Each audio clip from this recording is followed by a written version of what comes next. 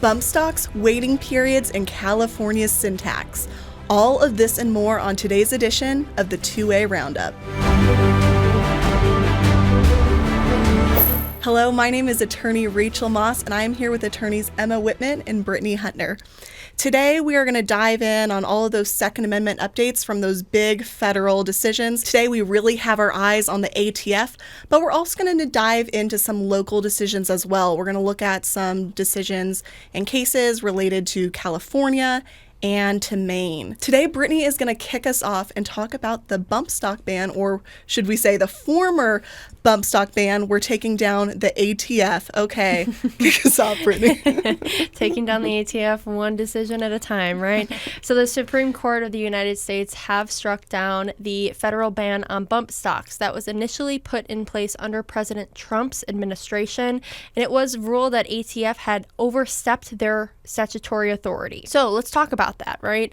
So there was a ban on bump stocks previously, and how that came about, right, was with the ATF and their definition of a machine gun. Now, that was made in 1934. So the National Firearms Act of 1934 defines a machine gun as any weapon which shoots, is designed to shoot, or can readily be restored to shoot automatically more than one shot without manual reloading by a single function of the trigger.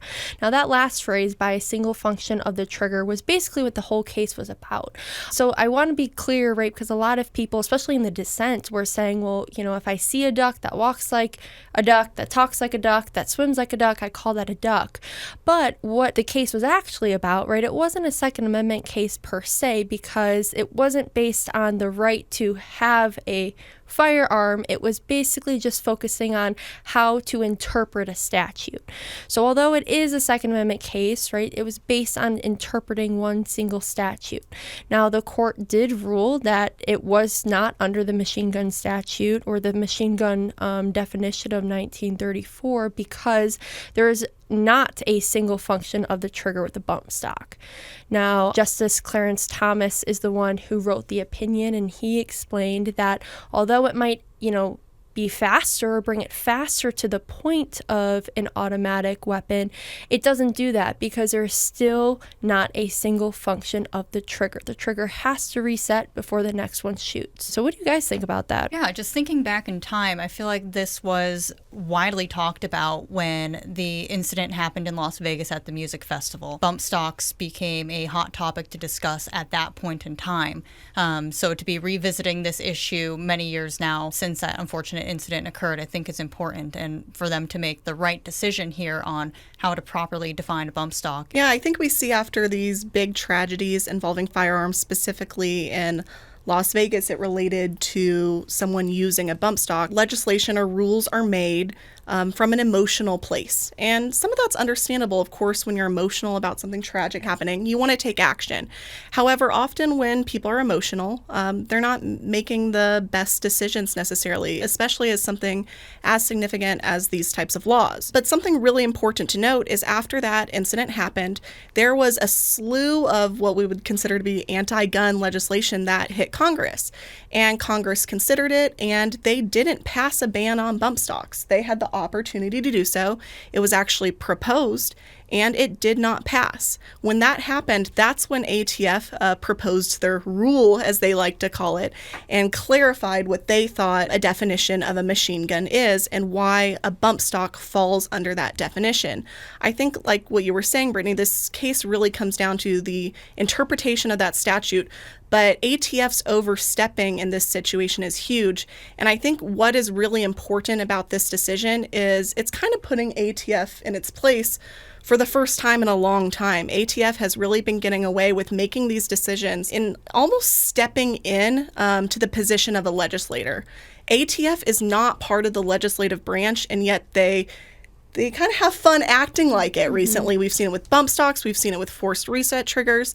And here, the United States Supreme Court is saying, you overstepped your authority. You can't do this anymore. So I think that is really what's important in this decision. And I hope we see ATF start to curtail some of its behavior in the future. Yeah, definitely. And it's interesting, too, because before ATF was saying they're not a machine gun, right? Bump stocks were not illegal or did not fall under that machine gun definition until we did see that tragedy. And so you can't have your cake and eat it too, right? You can't flip your opinion 180 degrees, right? And that's what they did here. And so I do think that is super important that the court actually was looking to the actual matter, not that emotional, reaction or emotional decision, right? There are some people who are against bump stocks, but that wasn't at issue here. I don't care if you like bump stocks. I don't care if you dislike bump stocks. That wasn't the question. And I do applaud the court for actually sticking to the legal question at hand and not letting their emotions get the best of them. And I do think that hopefully this will, kind of allow the ATF to kind of look in the mirror and realize that it has to go through the proper channels. And now that can still happen, right? I mean, there could still be a ban on bump stocks, unfortunately, right? It just has to go through the right avenues. And so we've already kind of seen that. I know Chuck Schumer did say the Senate Democrats are ready to pass legislation on banning bump stocks. And on June 18th, Senate Republicans actually did block a proposal with Democrats to put a ban on bump stocks. Now, Senator Martin did bring a proposal up for unanimous consent, but Senator Pete Ricketts blocked it. We'll keep you updated with the anticipation of seeing what happens with bump stock legislation in the future. Definitely seems like something might be, brought, but we'll just have to see how, that plays out. Yeah, Congress definitely has the opportunity here to pass that ban if they want to. They haven't chosen to do so in the past. That was kind of the point of Alito's concurring opinion, actually. He really emphasized the Las Vegas tragedy in his concurring opinion, but he said, really, this type of change lies with Congress. It doesn't lie with ATF to make the change. Congress is the one that needs to make this decision. It actually seemed in a way like Alito was encouraging Congress to take action, which, I mean, we might need to keep our eye on Alito in the future. But overall here, I think the Supreme Court made the right decision. But I even looked in the decision and they mentioned Dianne Feinstein even made a comment saying that this is not ATF's place to make this kind of decision. And if you have a senator like her even saying ATF is going too far, that's when you know ATF has really gone too far. And unfortunately, this isn't the only case we're going to talk about today that includes the ATF. So let's transition and talk about a case coming out of the U.S. District Court in Northern District of Texas. So recently in June, there has been a preliminary injunction put in place against ATF for some regulations that they had put in place back in April of this year. What they're trying to do is broaden the scope of how to define what is engaging in the business of dealing firearms. So to understand what ATF is trying to do, I think it's important to walk through some of the history behind how they have defined engaging in dealing firearms in the past. So let's walk through what it's looked like over the years. So the Gun Control Act of 1968 was delegated to the ATF to enforce by the Attorney General's office. And at this point in time, this act was intended to impose strict requirements on firearm dealers. It was unlawful to engage in the business of dealing firearms without a license. Now, of course, we need to know what is engaging in the business of dealing firearms, and so that's where all of this came about. So the Firearm Protection Act of 1986 modified the GCA. And so what it said is a person who devotes time, attention, labor to dealing in firearms as a regular course of trade or business with the principal objective of livelihood and profit through repetitive purchases and resale of firearms is engaging in the business of dealing firearms. So the key point here is the principal objective of the livelihood and the profit, and that there is repetitive purchases and sales. So hang on to that for a second because that's going to be important. So then in 2022, President Biden passed a bipartisan act for safer communities, what's termed the BSCA. And with this, it removed the requirement for the principal objective of both the livelihood and the profit. Now they just needed to show a predominant earning a profit. So then after 2022, it brings us to April 2024, which is what this entire case is about. They're terming it the final act imposed by ATF. Here, ATF is broadening the scope so far that pretty much any sale or intent to even try to sell and turn a profit is going to be enough for them to say you're engaging in dealing firearms, and therefore you need a license to do so. So several plaintiffs joined, including several states, GOA, to file for a preliminary injunction against ATF saying you have overstepped, this is unconstitutional, and you're not only going to hurt state profits by doing this, but people are now afraid to even sell their personal firearms, and they're going to carry the burden of proof to show that they're innocent, that they're not trying to do this for a profit, that they're not engaging in a business. So that's where this case is stemming from. And in my opinion, they're absolutely correct. ATF has broadened the scope so far that what they're saying now is it doesn't matter if there's just one singular sale. That can be enough to engage in the dealing of firearms. It's even enough to list your firearm on several platforms such as text messaging, social media, any online platforms. And if you are intending to sell a firearm for profit, then that can be considered under the statute for engaging in firearm dealings. And that's what I think is kind of interesting, because what's for profit, right? I mean, you're not donating your firearms, right? They're very expensive, and so obviously you're going to want money for them. So I think it's crazy that, we live in a free society, but now all of a sudden we can't buy and sell or trade firearms like we have been able to, right? And so I think that's kind of interesting to broaden that scope so much that it's almost like they want to prosecute people, right? I mean, people do this all the time. I know some people who actually have firearms as a form of investment, right? And so instead of having money in a bank or something, they have a bunch of firearms. And so I think it's really interesting too, because those people or those individuals who, do that will be absolutely affected by this ruling. Well, and think too, firearms change and people want to upgrade. People want the newer technology or the newer model as they come out.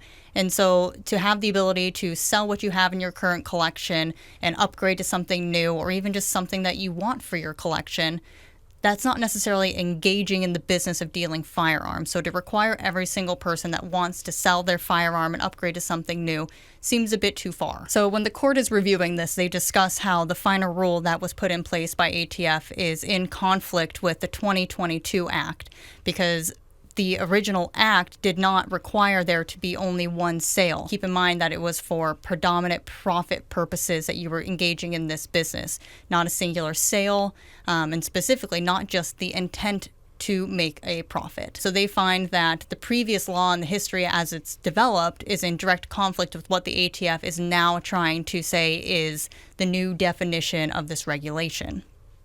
The other important part that I think they did a great job at highlighting is that this final rule is arbitrary and it eviscerates the federal statute 18 U.S.C. 921, specifically Section A21C. It's a safe harbor statute, and it defines engaged in business, and it gives a specific exception. The statute says that engaged in business does not include occasional sales, exchanges, personal collections, or hobby. And I think this is important because this is exactly what the ATF is saying could fall under this new definition, essentially, is what they're trying to impose. So this is another example of ATF overstepping and broadening their definitions, just like what happened in the bump stock case, right? So I wonder, if that will be in consideration when they're, deciding this case. Yeah, and so right now the court did side with the plaintiffs. They put in place the preliminary injunction to prevent ATF from enforcing this. We're going to have to keep a close eye on this to see what happens and how it's going to unfold. And the fact that it's a preliminary injunction, I think, is really important, because that shows it's almost the court signaling that they think ATF is going to lose this one, which I love. ATF is up to its old tricks. This is its favorite thing to do. I think a lot of this rule from ATF is about control. They want to be able to monitor all sales. They don't want people to have the ability to do private sales outside of the purview of ATF.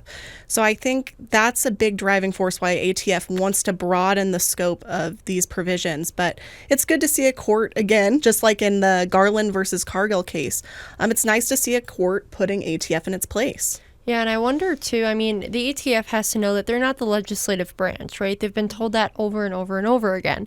And so it's kind of interesting that they're still trying this. And so, you almost wonder if they're just trying to throw something at the wall and see if it sticks. Now we're going to transition into talking about an update from Maine. So on April 29th, Democratic Governor Janet Mills allowed a bill to come into law. So she didn't sign it and she didn't veto it. Instead, there's a 10-day waiting period. in Maine after something is passed by Congress and goes to the governor's desk. And if a bill sits on her desk for 10 days, it will become law. So this bill requires any person that is selling a gun to institute a 72-hour waiting period. So basically, if they want to sell their gun to someone and they have an interested buyer, that buyer has to wait 72 hours before the sale actually goes through. And there's a lot of debate about waiting periods. Governor Mills, when she made her decision, or I guess really made her lack of decision, she posted a letter on her website about why she did it. And a big reason why she did not either veto it or sign it into law is because she said herself she was conflicted about this law. She felt that there is the need for people sometimes to get firearms in really urgent circumstances. But something that made her hesitant about vetoing the law is the fact that people believe that these waiting periods could reduce things like suicide and potentially gun violence. So suicide was a really big thing she emphasized when making this decision. I think it's interesting. So growing up in a Democratic state, we always did have a waiting period. And when I was growing up, I kind of thought that was standard because I was so used to it. And so it's kind of funny being on the outside now. And then growing up, you realize it's not like that everywhere. So I've really lived in two states that have extremely different views on this. And I do kind of see both sides. I don't like the government, right, telling us to wait when we want to purchase something. Don't like the government control on that. But at the same time, I do understand the other side, though, and the arguments that come along with it. I just don't know if it's that convincing. If somebody's going to want to commit a crime, they're going to commit a crime, right? Are they really going to be like, oh, hold on, let me wait 72 hours, let me purchase a firearm, and then I'm just not going to do what I thought I was going to do? I guess there's a chance, but I just don't know if that argument's that convincing for me. Yeah, and I guess I've had the opposite experience. Living in Arizona, you can walk in, select your firearm, and so long as you're able to pass that, instant background check, you're good to walk out with it same day, sometimes same hour. So to have a waiting period does seem very foreign to me. I know there's plenty of states that do impose that. But again, it's the government telling us what we can and can't do and how long we have to wait. And I don't know if I'm a huge fan of that. Yeah, I agree. And something I noted is this act was actually called an Act to Address Gun Violence in Maine by requiring a waiting period for certain firearm purchases. So just like we talked about in the Cargill case, this law actually was proposed in the legislature after a gun-related tragedy in Maine. And again, it goes back to what we were talking about, how often this legislation is spurred from an emotional place. And it's interesting to see here that one of the big things that they were contemplating with this law was suicide prevention. And a reason why they chose a 72-hour waiting period is because studies have shown that most people who contemplate suicide, the ideation goes away within 24 hours of an urgent desire to make an attempt. And so here, their logic is that if we make that waiting period longer than that 24-hour period, then we're protecting a lot of people who might go out and buy a gun just for the purposes of committing suicide. And I understand, again, where they're coming from for something like this. I think suicide prevention is an important conversation for any gun owner to be aware of and Absolutely. to be concerned about. And I think there are real risks with people who have suicidal ideation with them being around guns. But I think this waiting period is not the answer. Not to be crass, but if someone wanted to commit suicide, a gun's not the only option. And we don't have 72-hour waiting periods for things like rope, for things like cars, other common methods that, people would use to kill themselves. And here we're treating the gun kind of in a special way here. I think it's related to the politics and the optics. So this decision was made to bring this law into effect from an emotional instance, but this same decision could have just as easily been made about another, thing that would lead someone to commit suicide. So in addition to, suicide concerns, there's also the concern that this is only putting controls on the law-abiding citizens. So, there are plenty of firearms that are illegal or people who obtain firearms illegally. It doesn't really stop them, right? It only addresses the people who are trying to go through the correct avenues to get a firearm. So that's kind of, the drawback with this bill as well. Yeah, and we see this a lot with legislation. They say we're putting this in place to protect the citizens, to help the people of the state, and this is very similar to the language and the reasoning about the California topic we're going to talk about in just a second, that we're imposing this to protect the people. It's going to guarantee more safety, reduce crime. But is that really what's happening? And are they considering how this is restricting the law-abiding gun owners of their state? And I think what's interesting here is that this law was brought into effect based on that Maine tragedy. But the waiting period, they said, would not have prevented the Maine tragedy. A waiting period wasn't even an issue that led into that. So they're making this decision. They're kind of taking a tragedy in a way and almost using it to sell a law. I think it's a little actually disgusting to take advantage of a tragedy like that to pass anti-gun legislation. That's a great point. I mean, I think that's super disingenuous of the legislation to kind of mask a law saying, hey, we need this, right? We need this to protect us, when actually they're just kind of using it as a front. So yeah, I totally agree with that. And there's a few things that this law does not apply to. This law does not apply to law enforcement, for example. It doesn't apply to correctional officers.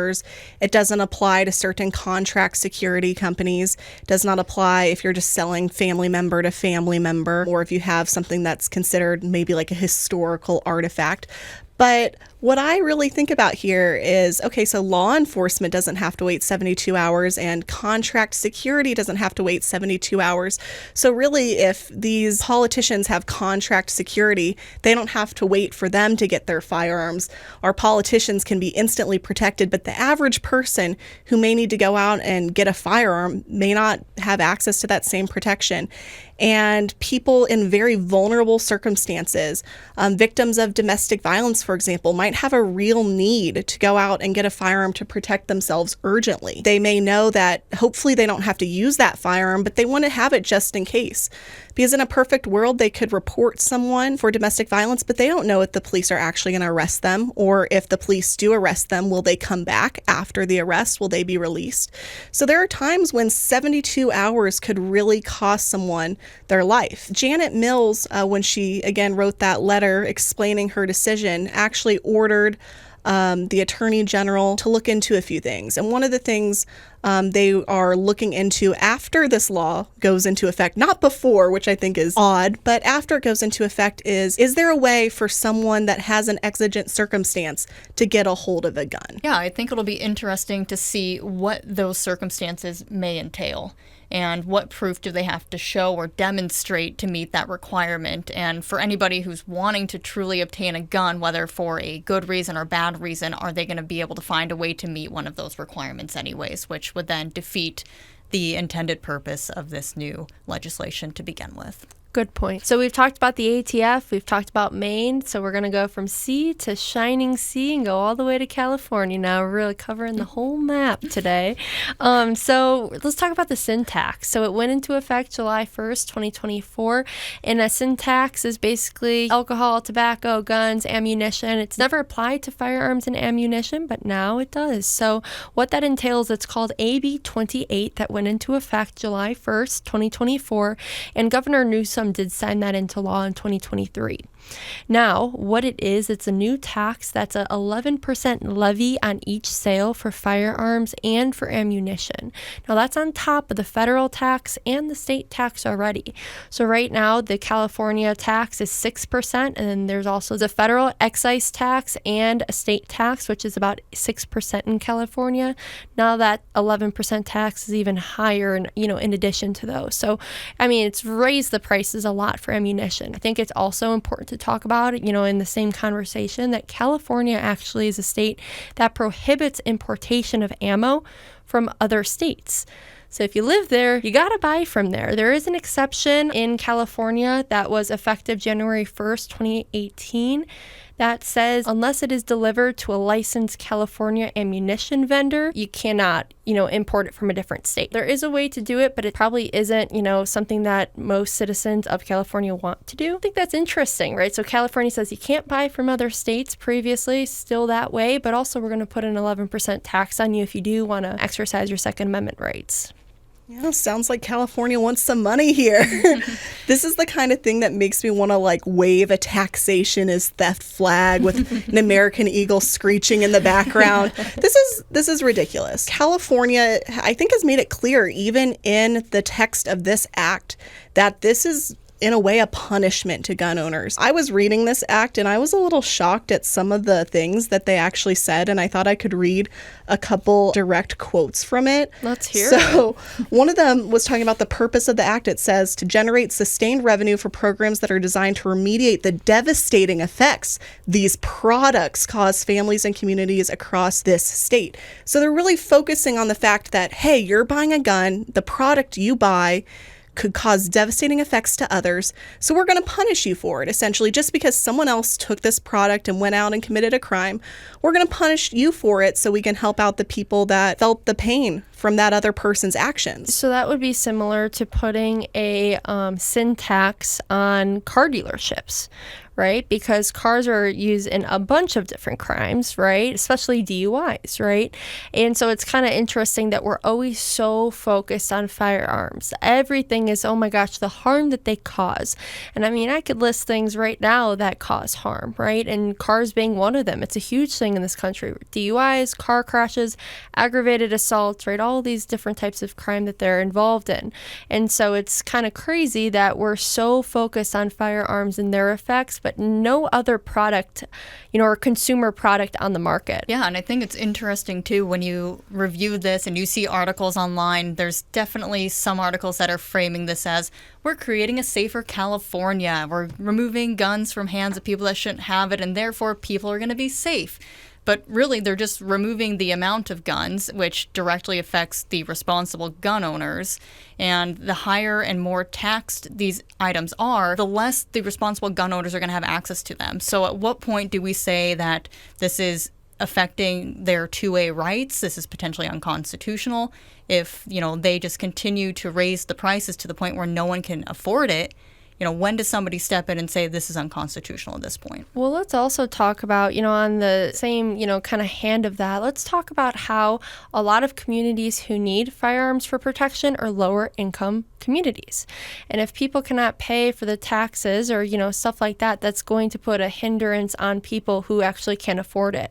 So we see these individuals in communities who are in worse communities probably need more protection than the super nice communities, right? Hate to, say that, but that's often the reality. And so when you put a financial hardship on individuals who are already struggling, that is going to maybe even make the problem even worse, right? If you don't have a firearm to protect yourself, or if you don't have ammo, right? If you can purchase a firearm, you saved up to purchase that firearm, now you need more ammo, right? And if you're a good, or responsible firearm owner, you might go to the range often, right? Practice your skill. And so you can't do that without buying more ammo, which is more expensive, right? And so it's almost like it could actually harm communities more to put this insane 11% tax on ammunition along with firearms. Exactly. They're putting a price on your Second Amendment rights here, saying, okay, if you're rich, yeah, you have the right to protect yourself, but maybe if you're a lower income individual, then you can't protect yourself. It's kind of crazy to think we could live in a state where you could be priced out of the right to self-defense. Absolutely. Another quote from the actual text of the act. Again, this isn't an opinion. This isn't, some congressperson saying this in their free time. This is actually in the law. They say this is a reasonable tax on a profitable industry whose business activity imposes substantial harmful expenditures on California's families, communities, and taxpayers. So again, they're not just coming after individual gun owners here. They're coming after the whole gun industry as a whole. And they're really saying, we're doing this because what you all do is harmful to the state of California. So this whole bill really reads as an indictment on the gun industry from the state of California's perspective. Politicians have also hurt the communities, right? I mean, but we won't talk about that, right? And also, something we haven't discussed yet about this act is that the revenue generated from this sales tax actually goes to a program called the Gun Violence Prevention and School Safety Fund. The funds are for the purpose of research and education programs, among other things. We don't know exactly yet how they're going to spend this money. I noted that there were some things that they intended to spend this money on that seem positive, like helping the victims of crimes. Yeah, I'm not against that. I'm not against helping the victims of crimes. I wish we would do it through charity, not through a punishment-oriented sales tax. But I am kind of concerned that research and education programs could really be translated into anti-gun propaganda. We'll see what California does with the money, but I think it's something to keep an eye on. So my fiance lived in California during baseball season, and so his paycheck was determined by California taxes, and he will tell you that California taxes you enough. I don't know how they don't have money, right? I don't know how they don't have enough money for their communities because of the high taxes already in California for, property tax, for salary, right? All that stuff. So it's interesting that they need more money for these programs, and I'm totally for programs like this. I do think that they could better the community. There are always some hesitations though, right? If the government has certain programs and the government kind of decides how that money is used, or, research can be skewed, right? Stuff like that if it's not an independent source. But, I'm for those programs. It's just interesting that they need more taxes to fund those programs when individuals in California, I'm sure if you're listening and you live in California, I'm sure that you agree that you're probably taxed enough in California. That's one of the things that we always hear about California taxes. Thanks so much for listening, and we will see you next time on the 2A Roundup. And let us know in the comments below if there's any other topics in your state you'd like to see us discuss. Go ahead and like, share, comment, subscribe, all of that good stuff. But also go ahead and check us out on our website, attorneysforfreedom.com. Get to know our team and get to know what the firm is all about. Also, check out our Attorneys on Retainer program at attorneysonretainer.us. It's a great self-defense protection program. Now, thank you again, everyone, for tuning in to another episode of the 2A Roundup. Cheers!